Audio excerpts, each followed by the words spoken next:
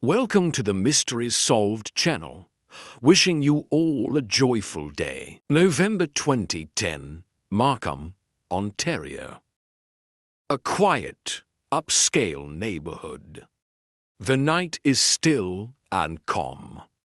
A security camera watches the street. Three shadowy figures emerge. They head toward the Pan family's home. A tragedy is about to unfold. It will shatter a perfect facade. Narrator, November 8, 2010. A horrific home invasion begins. It exposes a daughter's deadly plot. The Pan family's story starts with hope. Han and Big Pan, Vietnamese refugees. They fled as boat people to Canada. They built a new life through sacrifice. Han worked as a two-land die maker. Big assembled car parts daily. They dreamed of a better future. For their children, Felix and Jennifer. The Pans lived frugally but well. They owned a nice home and drove a Mercedes and a Lexus, symbols of their hard-earned success. Han was a strict tiger parent. He demanded perfection from his kids. Felix studied mechanical engineering at a prestigious university. Han wanted him to design cars, not just assemble them like he did. Jennifer seemed the perfect daughter. An Olympic-caliber figure skater. An award-winning pianist. A straight-A student, or so they thought. Han chose her career, pharmacist. He believed it suited her best. Narrator, the Pans were a success story. But darkness loomed beneath the surface. November 8, 2010, the fateful night. Security footage shows three intruders. They approach the Pan residence. Inside, Bick is in the living room. The gunman burst in, demanding money. Han is roused from sleep. A gun is pressed to his forehead. Jennifer is upstairs in her room. She hears unfamiliar footsteps. She peeks out her door. A pistol is aimed at her face. The assailants tie her hands, using a shoelace behind her back. They drag her through the house. Demanding cash, they ransack rooms. Jennifer hands over $2,500. Money saved from piano lessons. And $1,100 from her mother's knit stand. But the gunmen want more. One pistol whips Han's head. Jennifer is tied to the banister, her hands bound behind her. The gunmen take Han and Bick. They're forced to the basement. A blanket is thrown over their heads. Bick pleads for Jennifer's life. 5 gunshots pierce the night. Bick is shot in the head. Han is shot in the face. Miraculously, Han survives. The gunmen flee the scene. Security footage captures their escape. Jennifer, tied upstairs, dials 911. Her voice trembles on the call. I heard shots like pop. I'm tied upstairs. I don't know what's happening. 34 seconds into the call. Han's screams echo through. He's alive, crawling from the basement. He finds Bick's lifeless body. Bick is dead. Han clings to life. Jennifer appears as the sole survivor, but her story raises questions. Police find Jennifer tied to the banister, exactly as she described. But how did she call 911? With her hands tied behind her? Why was so little stolen? Luxury cars were left untouched. Cash remained in the house. Thieves who leave aimed. Police bring Jennifer to the station. They ask her to demonstrate how she made the 911 call. She shows how she used her flip phone, pulled from her waistband. Volume turned to maximum. She yelled into the phone. The demonstration is plausible, but doubts linger in their minds. Police tail Jennifer secretly, even to her mother's funeral. She shows no tears. Her demeanor is cold, detached. Narrator: Jennifer plays the grieving daughter, but her actions raise red flags. Was she really a victim? Or hiding a sinister truth? While Han lies in a coma, police dig into Jennifer's life. They uncover a web of lies. Jennifer never graduated high school.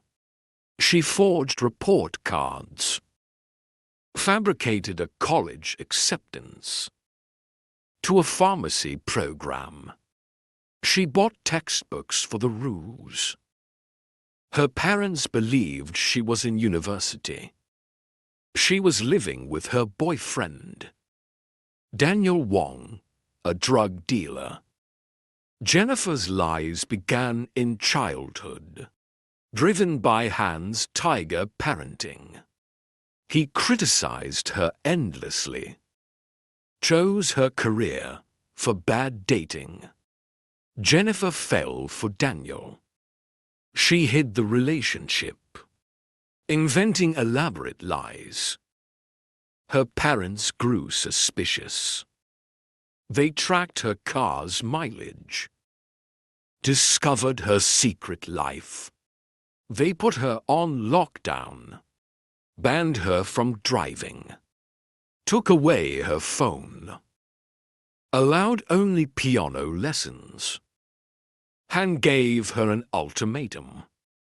End things with Daniel. Return to school. Or leave the family forever. Narrator: Jennifer's world was collapsing. Trapped by lies and control, she made a chilling decision. Han awakens from his coma. He delivers a shocking revelation.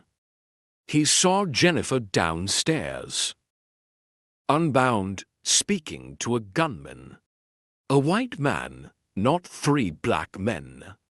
Jennifer's story crumbles. Police bring her in for questioning. A grueling 9-hour interrogation. Detective Bill Gates presses her. It doesn't feel good to have secrets. Jennifer finally cracks. She offers a new story. She hired hitmen to kill herself.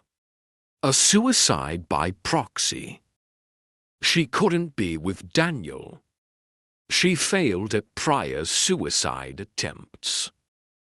But her story doesn't hold. Text messages tell a different tale. I need time of completion. Game time November 8th.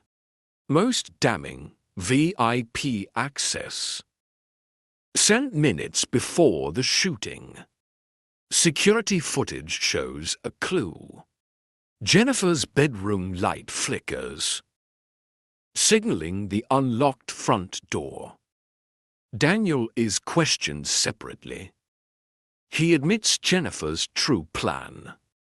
She wanted her parents dead. A burner phone is found. Its SIM card is missing. Narrator: Jennifer's lies built her prison. Her phone and father betrayed her. Jennifer is arrested on the spot, charged with murder and conspiracy. Daniel and two gunmen are charged. A third gunman pleads guilty to conspiracy to commit murder. They're sentenced to life in prison. Jennifer gets a no-contact order. She can never speak to her family. Hannah dresses her before she's taken. I hope my daughter thinks about what she did to her family and becomes an honest person. Author of *A Daughter's Deadly Deception*. Jennifer masterminded a great deception. Will she ever tell the truth? Dr. Lisa Thornton, forensic psychologist. 250 cases a year in the U.S. Children killing their parents. From abuse, mental illness, or antisocial motives. Jennifer fits the last category. Killing to escape control and pursue a forbidden love. The Reed technique is discussed. Used in Jennifer's interrogation. It allows police deception. Dr. Thornton: it was effective here, but raises ethical questions. Narrator: Jennifer's story is a tragedy of lies, betrayal, and broken dreams. It questions how far one will go to escape crushing expectations. The camera pans over the empty house. Security footage replays the gunman. Narrator: Jennifer's deception destroyed not just her family, but her life. It showed the cost of living a lie. Personal reflection: this case haunts me. Jennifer Pan's story is a stark warning. It shows how pressure can break bonds. Hannah's control, rooted in love, pushed Jennifer to desperate lies. But her choice was unforgivable. She could have sought help, or faced her lies with courage. Instead, she chose violence, betraying those who loved her. Vic's plea for her life echoes as a heartbreaking loss. This case teaches us a lesson. Communication is vital in families. Empathy can bridge cultural gaps. Without it, tragedy can strike. Jennifer's lies led to ruin. Her story is a cautionary tale of the dangers of unspoken truths and the weight of expectation. I feel sorrow for the Pans, for what could have been, if only honesty had prevailed. This case will linger in memory, a reminder of human fragility.